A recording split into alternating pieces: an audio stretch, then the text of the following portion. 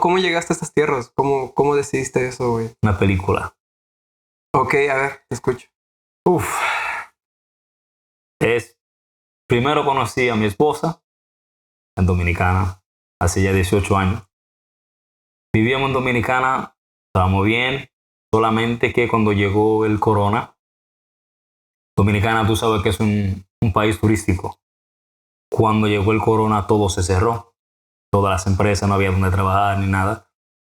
Y entonces tomamos la decisión de venir a Serbia un tiempo y luego regresábamos a Dominicana. Pero eso no sucedió. Nos enamoramos de Serbia, nos quedamos aquí y poco a poco hemos ido como avanzando. Pues compramos una casita, aquí vivimos y ya como que ahora se nos hace como pesado regresar para atrás a vivir. Aquí es realmente mucho más seguro. Serbia para mí, quizá para otra persona no, pero para mí es muy, muy seguro vivir en Serbia. No es costoso, se vive muy bien. O sea, como todo país tiene cosas buenas, cosas malas, pero a mí me gusta aquí. La comida, fantástica. O sea, aquí es algo como que más tranquilo, no hay ese ambiente de bulla, eso no, aquí tú sabes que no existe. Es más como todo más calmado. Y eso me gusta. Pero cuando yo venía, para hacerte la historia completa, cuando venía ahora a Serbia en 2018, no, vine en 2018 como turista.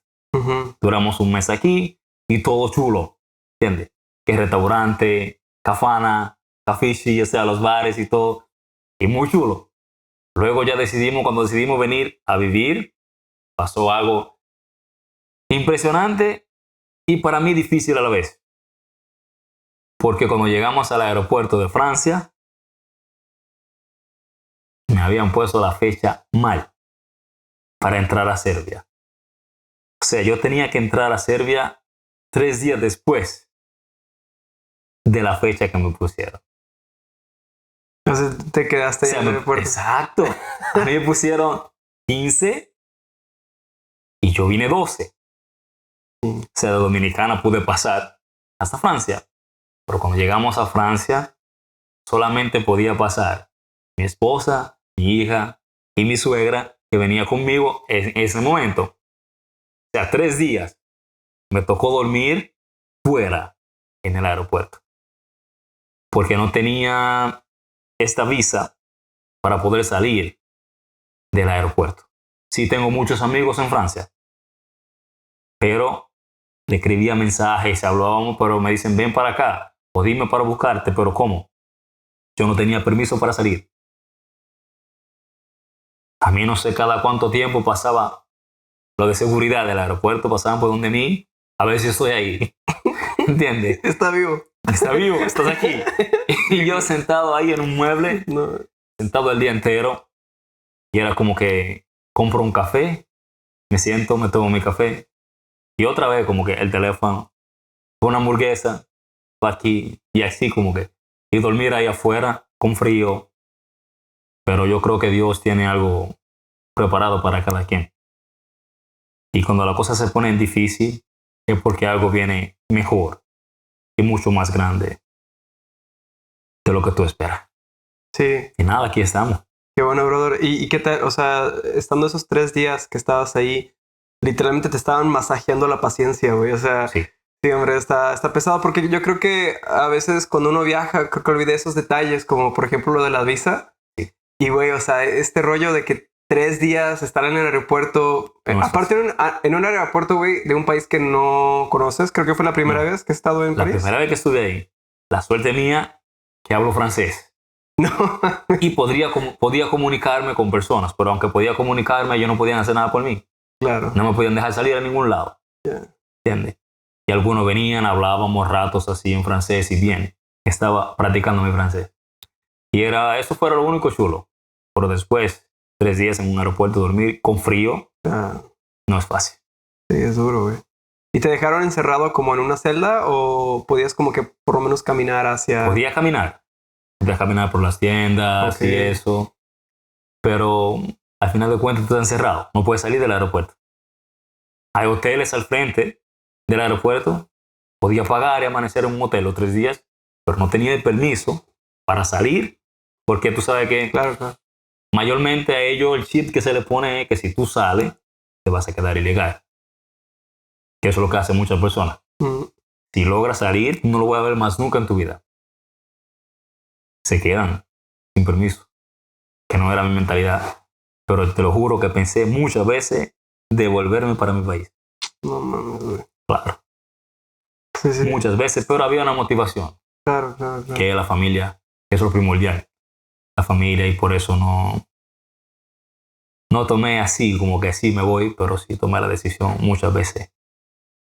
Primera vez que me pasa, o sea, como que tú dices, uff, Claro, o claro. sea, yo tenía mi cama, no dormía bien, y ahora vengo 3 días a dormir aquí afuera en frío. Y más, el cuerpo no está acostumbrado a ese clima. Y luego que llego a Serbia, estaba más frío todavía. No mames. Mucho más frío estaba aquí cuando llegué. Y, güey, y yo estuve ese día que cuando tú llegaste, como unos días después nos Sí. conocimos, ¿verdad? Ah, Sí. ok. Ahí fue que nos conocimos. Claro. Y ya luego, después de un mes, yo empiezo a trabajar. Y ahí empezó la travesía fuerte. No sabía serbio, ni hola en serbio. Recuerdo que mi esposa me daba un papel, me hacía un papelito y me decía, mira, ve a la carnicería. Volví a ser niño. Y así me sentía niño. Que me daba esto carne así, pero en serbio yo no sé ni lo que decía. Y yo con el dinero iba, daba el papel. Te digo, un niño daba el papel y el dinero. Se reían de mí en la carnicería. Incluso hubo un joven que fue la mayor motivación para yo aprender el serbio. Para mí. Hoy en día nos llevamos súper bien, pero en ese momento yo sentí de todo. Porque en vez de ayudar, se estaba riendo de mí. Porque yo no sabía serbio. O sea, yo traté de hablar en inglés, nada. Francés, nada. Español y nada. Solamente serbio hablan. Pero yo serbio no sabía. Y pasó, creo que 3 meses. Yo no volví por ahí. Y en 3 meses yo volví sin papel. Y pedía todo lo que necesitaba en serbio. Y pagaba. Me decían el precio y yo sacaba y daba ese dinero justo. Y eso fue una sorpresa muy grande para ellos en la carnicería. Pero yo creo que cuando se quiere se puede. Que uno, o sea, no debe limitarse. Sí. No, y aparte, o sea, yo creo que una de las cosas que la gente no está consciente es que